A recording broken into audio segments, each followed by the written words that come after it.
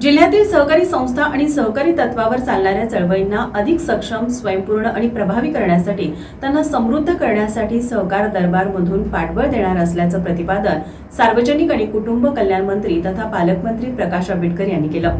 त्यांच्या संकल्पनेतून शासनाच्या 100 दिवसांच्या कृती कार्यक्रमाअंतर्गत तसंच आंतरराष्ट्रीय सहकार वर्षानिमित्त राज्यातील पहिल्या सहकार दरबाराचं आयोजन करण्यात आलं होतं।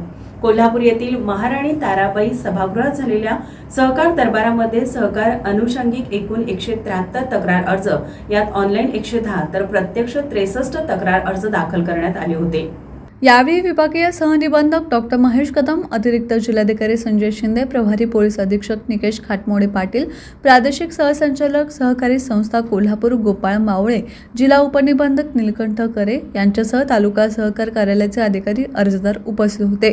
सहपालकमंत्री माधुरीताई मिसाळ यांनीही भेट दिली। आंबेडकर म्हणाले, लोकांच्या अडचणी, त्यांच्या सूचना, त्यांनी सांगितलेल्या उणिवा याबाबत विचार करून भविष्यात अधिक चांगल्या प्रकारे सेवा द्या। दाखल अर्जांचं वेळेत आणि प्राधान्याने निरसन करा। आपण पुन्हा आलेल्या तक्रारींवरील उत्तरांसह त्यांच्याकडे जाऊ। धोरणात्मक विषय असतील तर राज्य शासनाकडे मांडू। सहकार चळवळीला प्रभावी बनवण्यासाठी आणि तिचा विकास समृद्ध दिशेने व्हावा यासाठी सहकार दरबार एक महत्त्वपूर्ण माध्यम ठरेल।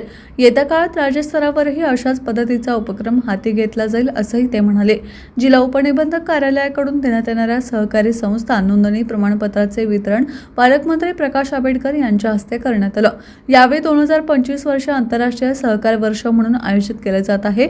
या निमित्तानं जिल्हा उपनिबंधक कार्यालयाकडून तयार करण्यात आलेल्या पॅडचं अनावरणही त्यांच्या हस्ते करण्यात आलं।